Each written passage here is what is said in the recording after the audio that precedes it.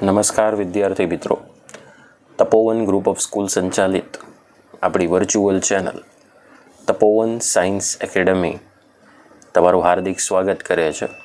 હું રસાયણ વિજ્ઞાન શિક્ષક યશ જરીવાલા ચેપ્ટર નંબર 5ના કન્ટિન્યુડ લેક્ચર નંબર 7ની અંદર ફરી તમારું સ્વાગત કરું છું. લાસ્ટ લેક્ચર્સની અંદર આપણે એવું કંઈક જોયું કે આદર્શ વાયુ સમીકરણ ઉપર આધારિત કેટલાક દાખલાઓની આપણે ચર્ચા કરી. પોઈન્ટ ક્લિયર થાય છે? ઓકે. આ ઉપરાંત આપણે બીજા અન્ય કેટલાક દાખલાઓ પણ જોયા જેમાં આપણે વાયુના નિયમો વિશેની ચર્ચા કરી હતી. હવે આજનો જે લેક્ચર છે મિત્રો, એ પર્ટિક્યુલર આદર્શ વાયુ અને વાસ્તવિક વાયુ એ બંને એકબીજાથી કેટલા જુદા પડે છે એની આપણે માહિતી મેળવીશું. આદર્શ વાયુ એટલે આપણે એને આઈડિયલ ગેસ કહીએ છીએ. વાસ્તવિક વાયુ એટલે આપણે એને રિયલ ગેસ કહીએ છીએ. આમ જોવા જઈએ તો કોઈ પણ આદર્શ વાયુ શક્ય નથી. પહેલો પોઈન્ટ આ ક્લિયર રાખજો, કારણ કે કોઈ પણ વાયુ આદર્શ નથી. દરેકે દરેક વાસ્તવિક વાયુ છે અને એ વાસ્તવિક વાયુને આપણે આદર્શ વાયુની રેન્જની અંદર લાવવો પડે છે. બરાબર? ચાલો, આદર્શ વાયુની રેન્જની અંદર લાવવા માટે તમને જે 21મા નંબરનો પ્રશ્ન દેખાય છે, હવે દરેકે દરેક વાયુ એ વાસ્તવિક વાયુ છે તો આપણે એને આદર્શ વાયુની રેન્જની અંદર લાવવો પડે છે. એટલે જે તમારો 21મા નંબરનો પ્રશ્ન છે કે વાયુની આદર્શ વર્તણૂકથી વિચલન સમજાવવાનું છે.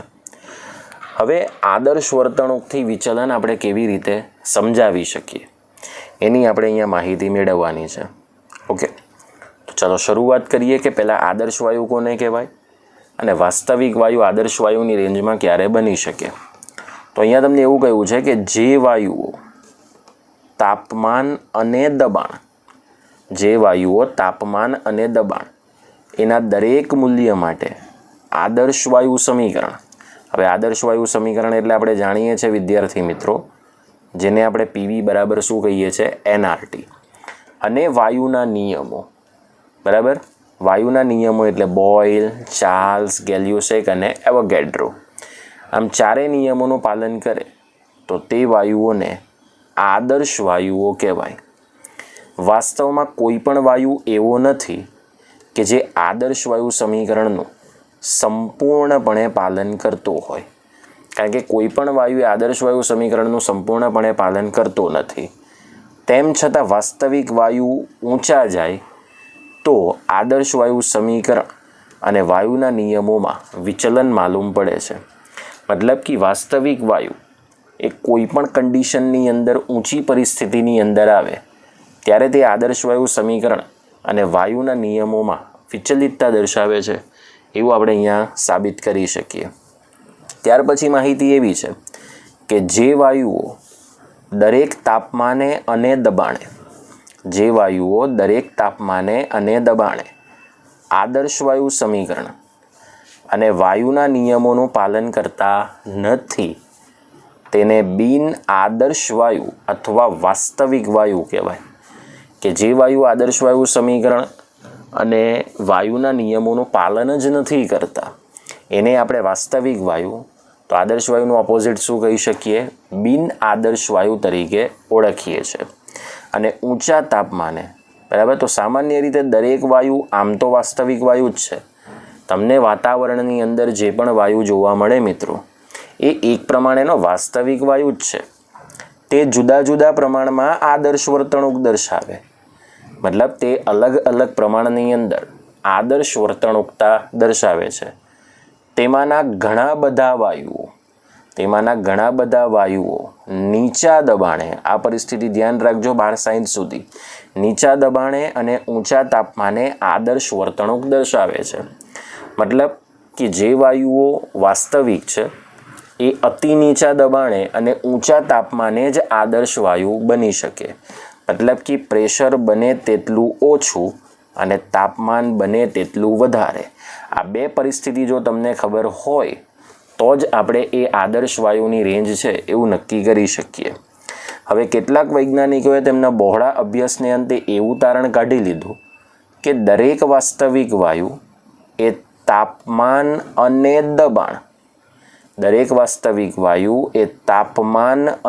દબાણ એની દરેક પરિસ્થિતિએ આદર્શ વાયુના નિયમોનું પાલન કરતો નથી. બરાબર? તો દરેક વાસ્તવિક વાયુ એ તાપમાન અને દબાણની દરેક પરિસ્થિતિમાં આદર્શ વાયુના નિયમોનું પાલન નહીં કરશે.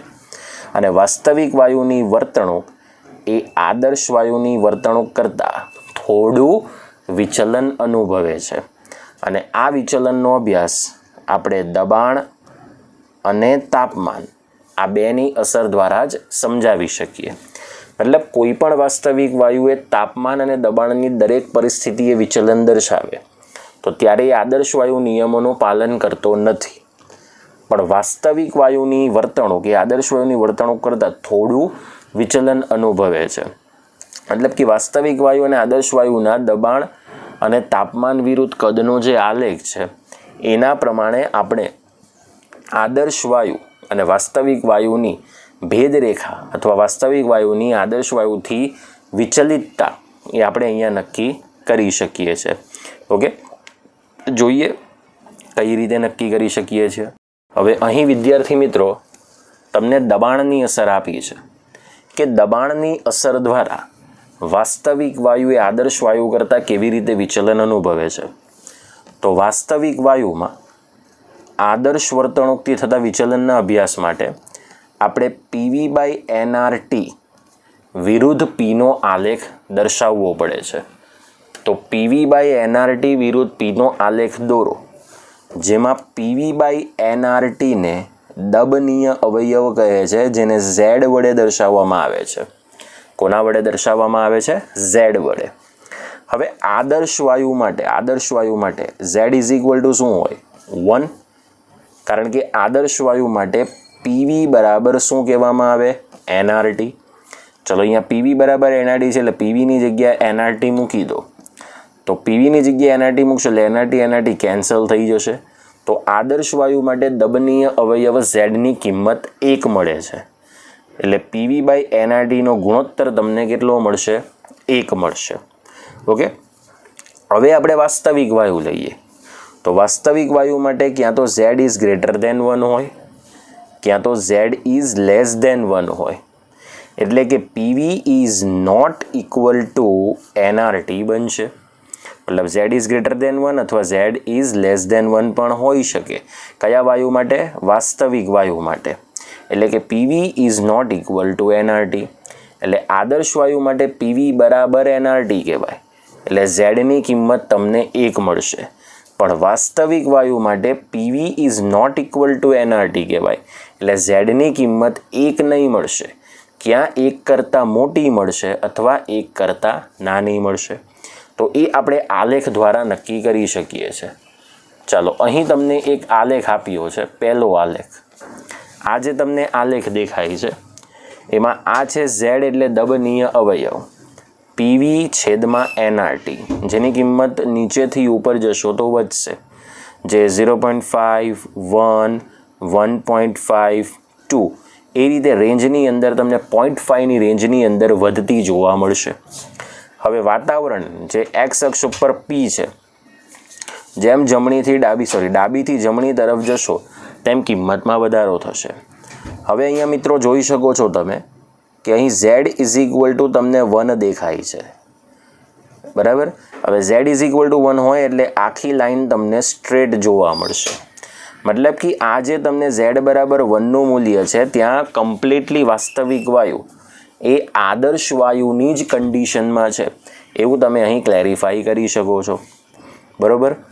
પરંતુ આ તમને 1ની ઉપરનો જે વિસ્તાર છે એમાં Zની કિંમત તમને 1 જોવા મળે છે. અને 1ની નીચેનો જે વિસ્તાર છે, બરાબર, એની અંદર Z > 1 જોવા મળે છે. અહીંયા કેન્સલ આઉટ કરજો તમે તમારા પેમ્પલેટમાં પણ. અહીં Z > 1 અને અહીંયા લખી દેવાનું કે આદર્શ વાયુ હોય એટલે કે જો તમારી પાસે આદર્શ પરિસ્થિતિ હોય તો તમને Z બરાબર 1 જોવા મળશે. આટલો પોઈન્ટ તમને ક્લિયર થઈ ગયો? ઓકે, ચાલો હવે બેઝિકલી આપણે એવું ધ્યાનમાં રાખવાનું છે કે H2 અને અહીં એક બીજો વાયુ લેવાનો છે He. તો H2 અને He વાયુ માટે દબાણની કિંમત તમે ગમે તેટલી વધારશો તો પણ એની કિંમત Z<1 માં જ રહેશે. બરાબર, એનો મતલબ કે H2 અને He એ આદર્શ વાયુથી ધન વિચલન દર્શાવે છે એવું તમારે નક્કી થઈ જશે. પણ N2CH4 અને CO2 એના માટે બે પરિસ્થિતિ બને છે. જુઓ, અહીંયા જે તમને વક્ર દેખાય છે એ વક્ર Z<1 માં છે. બરાબર, અને અહીં જે તમને વક્ર અહીંયા ઉપર ચડતો દેખાય છે ત્યાં Z<1 ની રેન્જમાં છે. આટલો ભાગ કંઈ ક્લિયર થયેલો તમને જોવા મળે છે? બરાબર, હવે એનું વર્ણન શું છે તે આપણે સમજવાનું છે. તો આપણે કમ્પ્લીટલી ડિટેલ જોઈએ. આ જ આલેખને ફોકસ કરવાનો છે. આલેખ પરથી કહી શકાય કે H2 અને He, અહીં H2 અને He એમ બે વાયુઓ છે જેના માટે Z ઇઝ હંમેશા તમને >1 મળશે. એટલે સમજવાનું કે આ બંને વાયુઓ ધન વિચલન દર્શાવે છે આદર્શ વર્તણૂકથી. કારણ કે દબાણના દરેક મૂલ્ય માટે તે વાસ્તવિક વાયુ કરતાં ઓછો દબનીય છે. મતલબ કે જેમ તમે દબાણ વધારશો તો દબાણની કોઈ પણ પરિસ્થિતિએ તેની કિંમત Z>1 એટલે કે ધન વિચલન જ દર્શાવશે. બરાબર, કે તે વાસ્તવિક વાયુ કરતાં ઓછો દબનીય છે બીકોઝ એનું પ્રેશર ખૂબ વધારે છે. દબનીય અવયવનું મૂલ્ય વધારે છે મતલબ કે તે ઓછો દબનીય છે. આપણે વધારે એને કોમ્પ્રેસ કરી શકતા નથી. આલેખ પરથી એવું કહેવાય છે કે N2CH4 અને CO2 આ ત્રણ વાયુઓ છે. બરાબર, તો આ ત્રણ વાયુઓ નીચા દબાણે કેવા હોય? Z>1. અહીં દબાણ કેવું હશે? નીચું. બરાબર, આથી તે કેવું વિચલન દર્શાવે છે? ઋણ વિચલન. આથી એવું કહી શકાય કે નીચા દબાણે તેઓ વાસ્તવિક વાયુ કરતાં કેવા છે? વધુ દબનીય છે. અને ઊંચા દબાણે શું છે? Z>1. હવે ઊંચા દબાણે Z>1 છે તો તેવું કેવું વિચલન દર્શાવે છે? ધન વિચલન. બરાબર, અહીં દબાણ નીચું છે, અહીં દબાણ ઊંચું છે. તો નીચા દબાણે એ વધુ દબનીય, ઊંચા દબાણે તે ઓછા દબનીય. બરાબર, એટલે તે ઊંચા દબાણે વાસ્તવિક વાયુ કરતાં ઓછા દબનીય છે એવું તમે કહી શકો છો. ઓકે, હવે એવું છે કે આલેખમાં દર્શાવ્યા પ્રમાણે જ્યારે દરેક વાયુનું દબાણ ઘટીને 0 થાય, બરાબર, ત્યારે Z>1 થાય. ચલો, H2નું તમે આ બધાનું દબાણ અત્યારે આમ વધે છે પણ દબાણ ઘટાડવું એટલે શું? જમણીથી ડાબી તરફ આવવું પડે, અહીંયા પણ ઉપરથી નીચેની તરફ આવવું પડે. તો જ્યારે તમે કોઈ પણ વાયુનું દબાણ ઘટાડો અને ઘટાડીને જ્યારે દબાણ 0ની પરિસ્થિતિમાં પહોંચે ત્યારે આપણને ઝેડની કિંમત 1 જોવા મળે છે. મતલબ કે આ કન્ડિશનમાં તે પોતે આદર્શ વાયુ છે એવું સાબિત કરી શકાય. એટલે એવું કહેવાય કે 0 દબાણે દરેક વાયુ એ આદર્શ વાયુ તરીકે વર્તે છે. આટલો ભાગ ક્લિયર થઈ ગયો? ઓકે, તો ચાલો નેક્સ્ટ આપણે સ્ટેપ લઈએ. હવે વિચલનના અભ્યાસ માટે તમારે આ બીજો આલેખ જોવાનો છે. બરાબર, આ બીજા આલેખની અંદર આ વાસ્તવિક વાયુ છે, આ વાસ્તવિક વાયુનો વક્ર છે અને આ આદર્શ વાયુનો વક્ર છે. વાસ્તવિક વાયુ માટે આપણે બધા સૈદ્ધાંતિક કિંમત લઈએ અને આદર્શ વાયુ માટે પ્રેક્ટિકલ કિંમત લઈએ જેમાં આપણે દબાણ વિરુદ્ધ કદનો ઉલ્લેખ કરીએ છીએ. હવે દબાણ ઓલરેડી અહીં કેવી રીતના છે? તો વાસ્તવિક વાયુ અને આદર્શ વાયુના જ્યારે પણ તમે જોશો તો અહીંયા તમને કદના મૂલ્યનો તફાવત દેખાશે. બરાબર, એટલે જેમ દબાણ ઊંચું હશે તેમ બંને વાયુઓના કદના મૂલ્યમાં મોટો તફાવત દેખાશે. પરંતુ જેમ જેમ તમે દબાણ ઘટાડતા જશો તો દબાણ ઘટાડવાને કારણે આ બંને રેખા જ્યાં એકબીજાને છેદશે ત્યાં તેમનું ઓલરેડી કદનો તફાવત કેવો થઈ જશે? કદનો ફેરફાર એ લગભગ ઓછો થઈ જશે. અને ફરી પાછું તમે દબાણ ઘટાડશો એટલે કદના તફાવતના મૂલ્યમાં શું થશે? શરૂઆત થશે. બરાબર. એટલે શરૂઆતમાં બંને વાયુઓના કદનો તફાવત વધારે છે. તો જેમ જેમ દબાણ ઘટાડશો એટલે કદના તફાવતનું મૂલ્ય ઘટી જશે અને જ્યાં બંને વાયુના કદના તફાવતની રેખા એકબીજાને છેદે છે ત્યાં ઓલરેડી એનું કદ શૂન્ય છે એવું તમારે અહીંયા સ્વીકારવાનું છે. અને પછી જ્યારે તમે ફરીથી પાછા દબાણ ઘટાડશો એટલે કદના તફાવતનું મૂલ્યની શું થશે? શરૂઆત થશે. ઓકે, તો ચાલો જોઈએ કઈ રીતે છે. તો વિચલનના અભ્યાસ માટે પહેલું વાસ્તવિક વાયુઓના જુદા જુદા દબાણે પ્રાપ્ત થતા કદના પ્રાયોગિક મૂલ્યો. ચલો વાસ્તવિક વાયુઓ માટે પ્રાયોગિક મૂલ્ય લઈએ અને બીજું આદર્શ વાયુ માટે બોયલના નિયમને આધારે જુદા જુદા દબાણે ગણતરી કરીને મેળવેલા કદના સૈદ્ધાંતિક મૂલ્યો. બરાબર, સોરી આગળ મારી મિસ્ટેક થઈ ગઈ. વાસ્તવિક વાયુ માટે પ્રેક્ટિકલ કિંમત લેવાની અને આદર્શ વાયુ માટે સૈદ્ધાંતિક કિંમતનો આલેખ જોઈશું. બરાબર, તો એમાં એવું ખબર પડશે કે દબાણ અને કદ દર્શાવતા આલેખ પરથી સ્પષ્ટ એવું થાય છે, બરાબર, કે આ રીતે અહીં દબાણ ઊંચું છે તો ઊંચા દબાણે, બરાબર, અહીંયા લખ્યું છે કે ઘણા ઊંચા દબાણે આદર્શ વાયુના મૂલ્ય કરતાં વાસ્તવિક વાયુના કદનું મૂલ્ય વધારે છે. જુઓ કઈ રીતે, અહીંયાથી તમે કદની ઉપર રેખા તમે અહીં ખેંચી શકો, બરાબર, અને આ જે છે તે તમને વાસ્તવિક વાયુ માટે કદની રેન્જ છે.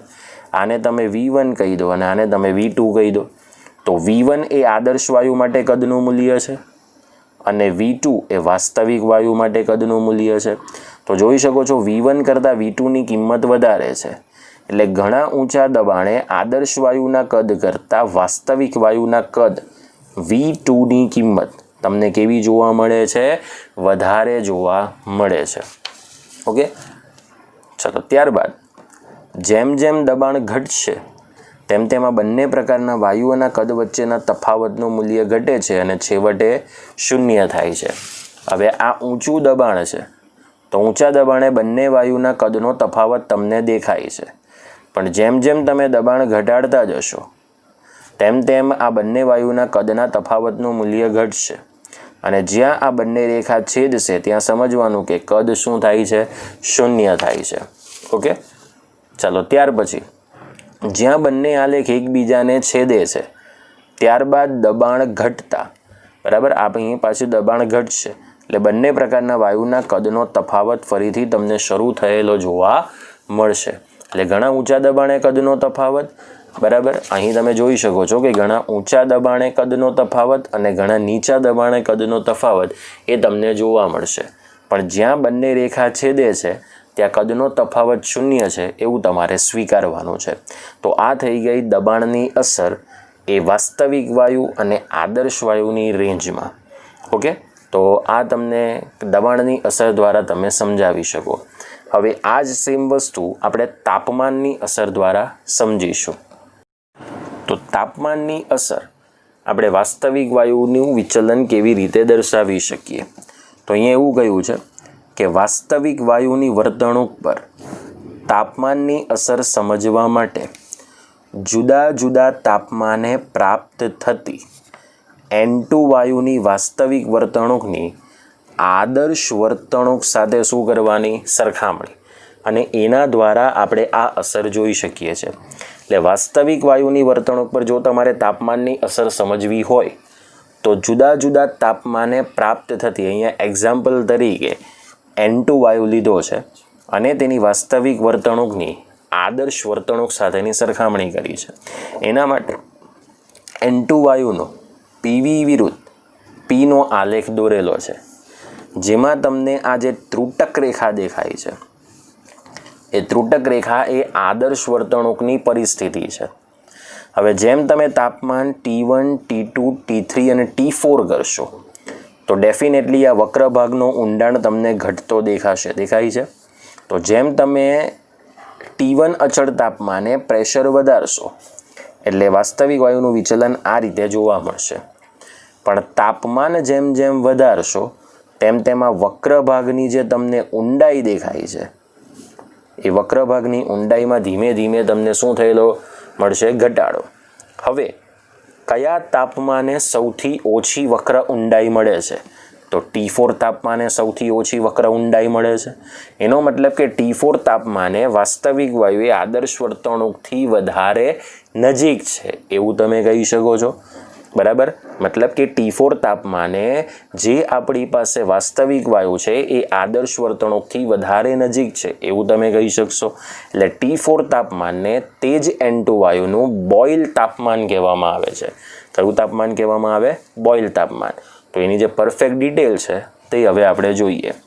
તો આલેખમાં દર્શાવ્યા પ્રમાણે જુદા જુદા તાપમાને N2 વાયુ માટે PV અને Pના પ્રાપ્ત થયેલા મૂલ્યો દર્શાવ્યા છે. હવે આલેખમાં જે ત્રુટક રેખા છે એ તે જ તાપમાને વાયુની શું દર્શાવે છે? આદર્શ વર્તણૂક દર્શાવે છે. શું દર્શાવે છે? આદર્શ વર્તણૂક દર્શાવે છે. તો જોઈએ આ આલેખ પરથી શું સ્પષ્ટ થાય છે. ચલો, આલેખ પરથી જે સ્પષ્ટીકરણ થાય છે તે કંઈક આ પ્રકારનું છે કે આલેખ પરથી એવું સ્પષ્ટ થાય છે કે જેમ જેમ તાપમાન વધતું જશે એ તાપમાન T1 થી T4ની રેન્જમાં પહોંચશે તેમ તેમ N2 વાયુ માટે પ્રાપ્ત થયેલા આલેખના વક્ર ભાગના ઊંડાણમાં ઘટાડો થાય છે. એટલે કે તાપમાન વધતા વાયુની આદર્શ વર્તણૂકની સરખામણીમાં વાસ્તવિક વાયુનું વિચલન ઘટે છે. કારણ કે જેમ તાપમાન વધે છે તેમ વાસ્તવિક વાયુનું વિચલન ઘટે છે. એટલે ચોક્કસ તાપમાને દબાણના દેખીતા ગાળાના મૂલ્ય માટે, આ દબાણ જેમ જેમ વધારશો એટલે દેખીતું મૂલ્ય થશે, તો દબાણના દેખીતા ગાળાના મૂલ્ય માટે આલેખનો વક્ર ભાગ કેવો થાય છે? ન્યૂનતમ થાય છે. અને છેવટે કેવી રેખા બને છે? સીધી રેખા બને છે. તેથી આ ચોક્કસ તાપમાને N2 વાયુ એ આદર્શ વર્તણૂક દર્શાવે છે. એટલે જે તમને T4 તાપમાને વક્ર ભાગની ઊંડાઈ ઘટે છે ત્યાં N2 વાયુ વધુ આદર્શ વર્તણૂક દર્શાવે છે તેવું તમે કહી શકો. તો જે ચોક્કસ તાપમાને જે વાયુ બોઇલના નિયમનું પાલન કરે તે તાપમાનને વાયુનું કયું તાપમાન કહેવાય? બોઇલ તાપમાન કહેવાય. કયું તાપમાન કહેવાય? બોઇલ તાપમાન. તો જુદા જુદા, બરાબર, જુદા જુદા તાપમાન માટે, જુદા જુદા વાયુઓ માટે, અહીંયા શબ્દ સુધારજો, જુદા જુદા વાયુઓ માટે બોઇલ તાપમાનનું મૂલ્ય કેવું હોય? જુદું જુદું. જેમ કે N2 માટે 332 કેલ્વિન છે અને H2 વાયુ માટે 108 કેલ્વિન છે. ટૂંકમાં આ થિયરી ઉપરથી તમને એટલું ખબર પડી ગઈ કે કોઈ પણ વાયુ માટે જેમ તાપમાન ઊંચું હોય તેમ તેની આદર્શ વર્તણૂક વધારે હોય. એટલે કોની? વાસ્તવિક વાયુની.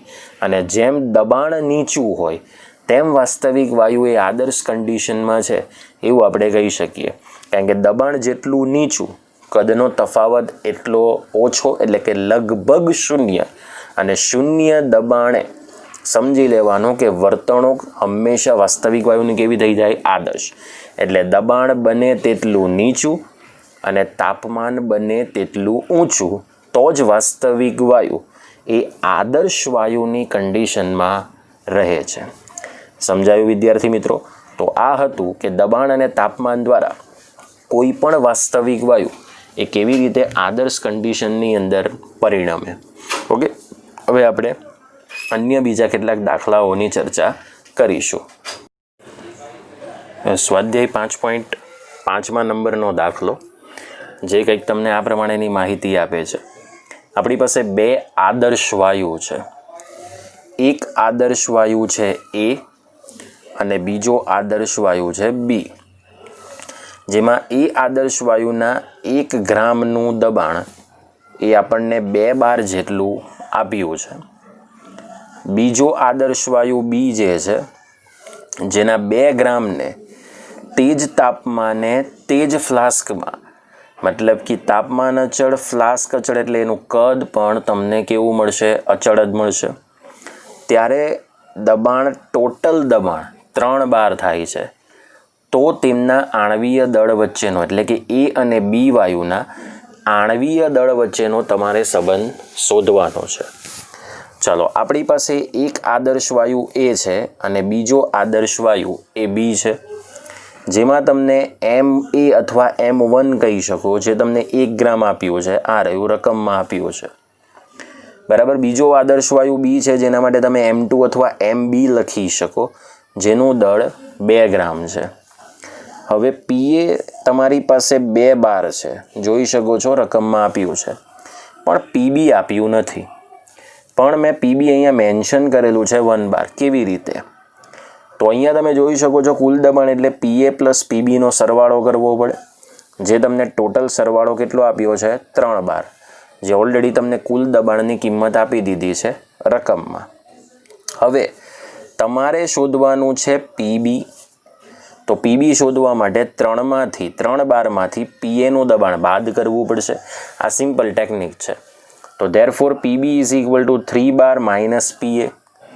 સો 3 બાર માઇનસ P એટલે શું કહેવાય? 3 બાર માઇનસ 2 બાર. એટલે તમને PBની કિંમત કેટલી જોવા મળશે?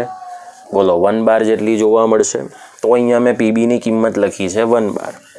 હવે બંને વાયુઓ એટલે કે A અને B, આ બંનેનું તાપમાન એટલે કે ટેમ્પરેચર અને કદ એટલે કે V, ટેમ્પરેચર અને વોલ્યુમ એટલે કે ટેમ્પરેચર અને કદ એ સમાન છે. હવે જો તમને મોલ સંખ્યા શોધવાનું પૂછાય તો તમે આ સિમ્પલ સૂત્ર આપી શકો. આપણે અહીંયા મોલ સંખ્યા શોધવાની નથી, કે જો તમે આ પદ કાઢી નાખો તો પણ વાંધો નહીં. ઓકે, તો Na ઇઝ ઇક્વલ ટુ દળના છેદમાં આણવીય દળ. સો ધેરફોર 1 ગ્રામના છેદમાં Ma થશે. અને NB એટલે બીનું મોલ સંખ્યા, દળના છેદમાં આણવીય દળ 2 ગ્રામના છેદમાં MB. હવે આપણે આદર્શ વાયુ છે એટલે આદર્શ વાયુ સમીકરણનો ઉપયોગ કરીશું. PV બરાબર nRT.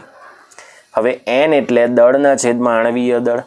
So therefore PV is equal to small mRT ના છેદમાં કેપિટલ M થશે. ઓકે, આ સ્મોલ m ના છેદમાં કેપિટલ M તમે ગુણોત્તર દર્શાવી દો. Clear? So therefore P is equal to small m ના છેદમાં કેપિટલ M ઇન્ટુ RT ના છેદમાં V થશે. પોઈન્ટ ક્લિયર થઈ ગયો. હવે આપણે એ વાયુ માટેની વાત કરીએ. હવે આ જે તમે સાદું રૂપ આપેલી તમારી પાસે સમીકરણની માહિતી છે, એ તમે બધી જ માહિતી એ વાયુ માટે લાગુ પાડો. તો આદર્શ વાયુ એ માટે PA is equal to small ma ના છેદમાં capital Ma into RT by V. આને આપી દો ઇક્વેશન નંબર 1. બી વાયુ માટે PB is equal to small mb ના છેદમાં capital MB into RT by V. આને આપી દો ઇક્વેશન નંબર 2. હવે RT બાય V ગુણોત્તર તો અચળ જ રહેવાનો, એટલે તમે જેવો ગુણોત્તર PA બાય PB કરશો એટલે RT બાય Vની કિંમત તો કેન્સલ આઉટ થશે. તો PA by PB is equal to small ma ના છેદમાં કેપિટલ Ma. હવે આના છેદમાં આ ગુણોત્તર આવશે સ્મોલ MB ના છેદમાં કેપિટલ MB. તો છેદનો છેદ ક્યાં ચાલ્યો જશે? અંશમાં. તો ઇન્ટુ કેપિટલ MB ના છેદમાં સ્મોલ MB. ક્લિયર? ચલો, અહીંયા 2 બારના છેદમાં 1 બાર ઇઝ ઇક્વલ ટુ MAની કિંમત 1 ગ્રામ, જે ઓલરેડી તમે અહીંયા લખી છે, ઇન્ટુ કેપિટલ MB, કારણ કે ગુણોત્તર શોધવાનો છે બંને વાયુના આણવીય દળનો, એટલે capital MB as it is રાખો, છેદમાં capital MA as it is રાખો. હવે સ્મોલ MB તમને અહીંયા M2 તરીકે આપ્યું છે, જેની કિંમત તમે શું લખશો? 2 ગ્રામ. ઓકે, ચલો, 12 કેન્સલ, ગ્રામ યુનિટ કેન્સલ. હવે MB ના છેદમાં MA, MB ના છેદમાં MA નો તમારે ગુણોત્તર લેવાનો. તો આ 2 અહીંયા ગુણી દેશો. સો 2 ઇન્ટુ 2 ડિવાઈડ બાય શું થશે? 1 ઇઝ ઇક્વલ ટુ 4/1. એટલે MB is equal two 4Ma. મતલબ બી પદાર્થનું, બી વાયુનું આણવીય દળ એ વાયુના આણવીય દળ કરતાં 4 ગણું છે, એવું અહીંયા તમે સાબિત કરી શકો. પોઈન્ટ ક્લિયર થઈ ગયો? ઓકે, તો આ વસ્તુ હતી આ દાખલાની. 3 માર્ક્સનો દાખલો છે, ખૂબ અગત્યનો છે, જે તમને પૂછી શકાય. ઓકે, હવે આપણે જઈએ નેક્સ્ટ દાખલા ઉપર. વિદ્યાર્થી મિત્રો, સ્વાધ્યાય 5.6 નંબરનો દાખલો.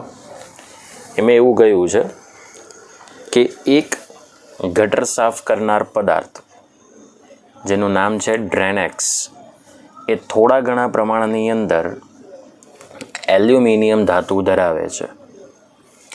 આ એલ્યુમિનિયમની કોસ્ટિક સોડા એટલે એને સોડિયમ હાઇડ્રોક્સાઇડ કહેવાય, જેની સાથે પ્રક્રિયા કરી ડાયહાઇડ્રોજન વાયુ ઉત્પન્ન કરે છે. જો 0.15 ગ્રામ એલ્યુમિનિયમ એક કોસ્ટિક સોડાની સાથે રિએક્શન કરે તો 20 ડિગ્રી સેન્ટીગ્રેડ તાપમાન અને 1 બાર જેટલા દબાણે H2 વાયુનું કેટલું કદ મળશે એની આપણે અહીંયા માહિતી મેળવવાની છે. બરાબર. ચલો, બેઝિકલી સૌથી પહેલાં તો એની મૂળ પ્રક્રિયા આપણે દર્શાવવી પડે કે એલ્યુમિનિયમની કોસ્ટિક સોડા એટલે સોડિયમ હાઇડ્રોક્સાઇડ કહેવાય, જેની સાથે થતી પ્રક્રિયાનું સમીકરણ એ નીચે મુજબ છે. તો 2 મોલ ઓફ એલ્યુમિનિયમ જે NaOHના જલીય દ્રાવણ એટલે H2Oની સાથે રિએક્શન કરશે, તો આપણે એલ્યુમિનિયમની સોડિયમ હાઇડ્રોક્સાઇડ પ્લસ H2Oની સાથે રિએક્શન જોઈએ. તો 2 મોલ એલ્યુમિનિયમ 2 મોલ NaOH અને 1 મોલ H2Oની સાથે રિએક્શન કરે એટલે 2 મોલ NaAlO અને 3 મોલ ડાયહાઇડ્રોજન વાયુનું નિર્માણ કરે. આનો મતલબ કે 2 મોલ એલ્યુમિનિયમની સામે 3 મોલ ડાયહાઇડ્રોજન વાયુ તમને બનતો જોવા મળશે. ઓકે, ચાલો, બેઝિકલી હવે આપણે શું સમજવાનું છે કે T બરાબર તમને આપી દીધું છે 20 ડિગ્રી સેન્ટીગ્રેડ. એને આપણે કેલ્વિનમાં કન્વર્ટ કરીએ એટલે 20 + 273 એટલે 293 કેલ્વિન મળશે. આરની કિંમત ઓલરેડી આ જ એકમમાં લેવાની, બાલી પ્રતિ મોકે, તો 8.314 ગુણ્યા 10⁻², 12 લિટર પ્રતિ મોલ ઇન્ટુ કેલ્વિન. પીની કિંમત છે 1 બાર અને વી આપણે શોધવાનું છે. હવે એલ્યુમિનિયમનું દળ તમને દાખલામાં આપી દીધું છે 0.15 ગ્રામ. બરાબર. હવે એલ્યુમિનિયમના આપણે મોલ શોધી શકીએ, કારણ કે આટલા ગ્રામ દીઠ જે મોલ મળશે એ મોલની તમારે પછી અહીંયા પ્રક્રિયા દર્શાવવાની છે. તો એલ્યુમિનિયમના મોલ એટલે દળના છેદમાં પરમાણવીય દળ. કેમ? કારણ કે અહીંયા ફક્ત તત્વનો પરમાણુ જ છે, અણુ નથી. અણુ હોય તો આણવીય દળ સિમ્બોલિંગ થાય.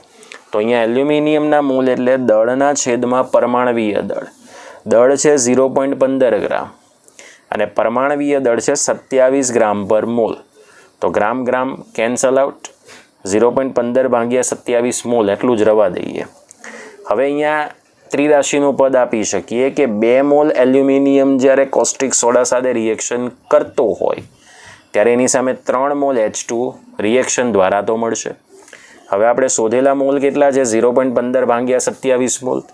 તો આટલા એલ્યુમિનિયમમાંથી આપણને કેટલા મોલ મળશે એ તો આપણે શોધવું જ પડે. તો ચલો, મોલ સંખ્યા = 3 મોલ H2 ગુણ્યા 0.15 મોલ એલ્યુમિનિયમ, કારણ કે આ 0.15 તો સીધો 3 મોલ સાથે જ ગુણાશે, છેદમાં 2 મોલ એલ્યુમિનિયમ ગુણ્યા 27, કારણ કે આ ગુણોત્તર તો એઝ ઇટ ઇઝ રહેશે. Aluminium cancel, mall cancel. Clear? તો ટોટલ તમને કિંમત મળશે 0.000833. 0.000833 એટલે એ આવશે 8.33 ગુણ્યા 10⁻⁴. 8.33 ગુણ્યા 10⁻⁴ મોલ H2 વાયુ એટલું આપણને મળશે. હવે આપણી પાસે આદર્શ વાયુ સમીકરણ એપ્લાય કરવાનું છે. PV બરાબર NRT. ઓકે, તો આપણે વીને કરતા બનાવીશું એટલે NRTના છેદમાં P થશે. N જે આપણે અહીંયા શોધેલું છે તે 8.33 ગુણ્યા 10⁻⁴ મોલ અહીંયા મૂકીશું. આરની કિંમત બાલી પ્રતિ મોકેમાં મૂકીશું 8.314 ગુણ્યા 10⁻², બાલી પ્રતિ મોકે 12 લિટર પ્રતિ મોલ ઇન્ટુ કેલ્વિન. ટીની કિંમત આપણે ઓલરેડી અહીંયા કેલ્વિનમાં આઈડેન્ટિફાઈ કરી દીધી છે 293 કેલ્વિન, છેદમાં 1 બાર. ઓકે, તો તમને આ વી મળશે 20,291.897 ગુણ્યા 10⁻⁵ લિટર. એ સીધું જ મેં મેળવી દીધું છે, એટલે રૂપાંતરિત પણ ડાયરેક્ટ કરી નાખ્યું છે. પણ જો તમારે કદાચ યાદ રાખવું હોય, બરાબર, તો એ તમારે કમ્પ્લીટલી 0.000 સમથિંગમાં મળશે. સોરી, 0.000 20,291 એવી કિંમત મળશે. પણ અહીંયા તમે જોઈ શકો છો આ 10⁻⁵ મેં ડાયરેક્ટ લખી દીધું છે. ઓકે, તો એક સ્ટેપ અહીંયા વધારાનું તમારે લખવું હોય તો બધાની કિંમત જે આવે છે તે, અને ત્યાર પછી આ વૈજ્ઞાનિક અંક પદ્ધતિનો તમે જવાબ લખી શકો. હવે હું 1, 2, 3 અને 4 સ્ટેપ પાછળ આવું છું એટલે 2.0292 ગુણ્યા 10⁻⁴ લિટર, કારણ કે ડાબી બાજુ આવશો એટલે 10ની અંદર પ્લસ ઘાતાંક જોવા મળશે. એટલે તમને 0.20292 શું મળશે? લીટર. mlમાં કન્વર્ટ કરવું હોય તો ઇન્ટુ 1000 કરશો એટલે 202.92 તમને શું જોવા મળશે? ml. પોઈન્ટ ક્લિયર થઈ ગયો? તો આ હતું સ્વાધ્યાય 5.6 નંબરનો દાખલો. ઓકે વિદ્યાર્થી મિત્રો, આજના લેક્ચરનો છેલ્લો દાખલો, આજના લેક્ચરનો ચેપ્ટરનો નહીં, સ્વાધ્યાય 5.9 શું કહે છે ચર્ચા કરીએ. 27°C તાપમાને અને 2 બાર જેટલા દબાણે કોઈ એક વાયુની ઘનતા 5.46 ગ્રામ પ્રતિ ડેસીમીટર ક્યુબ જણાય છે. તો આપણે એસટીપી કન્ડિશને તે વાયુની ઘનતા કેટલી છે એ આપણે શોધવાનું છે. તો એનો મતલબ કે પહેલી પરિસ્થિતિ તમને આપી દીધી છે, બીજી પરિસ્થિતિની અંદર તમારે ઘનતા શોધવાની છે. તો ચલો T1 તમને 27°C આપ્યું છે, તો 27 + 273 એટલે 300 કેલ્વિન થાય. P1 2 બાર જે તમને રકમમાં આપ્યું છે, D1 પહેલી ઘનતા આપી દીધી છે 5.46 ગ્રામ પર ડેસીમીટર ક્યુબ. ઓકે, હવે એસટીપી કન્ડિશનની અંદર તાપમાન અને દબાણની વેલ્યુ તમને ખબર છે. તો T2 આવશે 273 કેલ્વિન અને P2 આવશે 1 બાર. પોઈન્ટ્સ ક્લિયર થઈ ગયો? T2 આવશે 273 કેલ્વિન અને P2 આવશે 1 બાર. તો D2 આપણે આઈડેન્ટિફાઈ કરવાનું છે, એટલે પ્રશ્ન ચિહ્ન આપણે મૂકી દીધું છે. હવે આદર્શ વાયુ સમીકરણ ઉપરથી થિયોરિટિકલ શબ્દ છે કે ઘનતા અને દબાણ એ બેનો સંબંધ આપણે મેળવી ચૂક્યા છે. કયો? તો P બરાબર DRTના છેદમાં કેપિટલ M. જો તમે બરાબર થિયરી વાંચી હોય આદર્શ વાયુ સમીકરણની, તો એમાં આપણે ઘનતા અને દબાણ વચ્ચેનો સંબંધ મેળવી ચૂક્યા હતા. P બરાબર DRTના છેદમાં કેપિટલ M. સો ધેરફોર PM = DRT થશે. હવે Pના છેદમાં T × D, કારણ કે ચલિત તો પ્રેશર, ટેમ્પરેચર અને ઘનતા છે, એટલે Pના છેદમાં DT અથવા તો TD = Rના છેદમાં કેપિટલ M થશે. હવે R/M એટલે ટોટલ અચળાંક લઈ લઈએ K. પોઈન્ટ ક્લિયર થઈ ગયો? કારણ કે કોઈ એક જ વાયુમાં હોય તો R અને M બદલાતા જ નથી. પર્ટિક્યુલર કોઈ એક જ વાયુ હશે તો કેપિટલ R અને M કદી બદલાય નહીં. ચલો બે અલગ અલગ પરિસ્થિતિની અંદર હવે આપણે સૂત્ર એપ્લાય કરવાનું છે. તો P1ના છેદમાં T1 × D1 = P2ના છેદમાં T2 × D2. કરતા બનાવવાનો છે મિત્રો D2ને. તો D2 અને P1નું સ્થાન બદલી નાખો ને આ બધું ઉપર જવા દો ક્રોસ ગુણાકારમાં. Therefore D2 = P2 T1 D1 છેદમાં P1 T2. ઓકે, સો ધેરફોર D2 = P2ની કિંમત છે 1 બાર મૂકી દો, ઇન્ટુ T1ની કિંમત છે 300 કેલ્વિન મૂકી દો, D1ની કિંમત છે 5.46 ગ્રામ પર ડેસીમીટર ક્યુબ, જેને આપણે આ રીતે લખ્યું છે ગ્રામ × ડેસીમીટર (−3) છેદમાં P1ની કિંમત છે 2 બાર એ અહીંયા મૂકી દો, અને T2ની કિંમત છે 273 કેલ્વિન.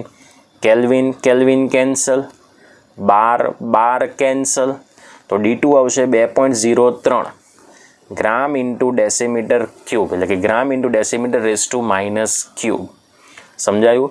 તો આ હતો આપણો સ્વાધ્યાય 5.9માં નંબરનો દાખલો. વિદ્યાર્થી મિત્રો, તમારે દાખલાની નોટબુક બનાવવાની છે. તમને ગમે ત્યારે એમ કહી દે કે ચલો આ દાખલો તમે કરો, તમારી પાસે નોટબુક બનાવી હશે તો જ તમને વાંચવા માટેની સમજ પડશે. એટલે દાખલા બધા જ આપણે નોટબુકમાં લખવાના રહેશે. સમજાય છે વિદ્યાર્થી મિત્રો? એટલે નોટબુક વ્યવસ્થિત બનાવજો. કલરિંગ પેનથી રકમ લખો અને બ્લુ પેનથી તમે દાખલો ગણો તો તમને પણ વાંચવામાં મજા આવશે. તો આજનો લેક્ચર અહીં પૂર્ણ થાય છે. જય હિન્દ, જય ભારત.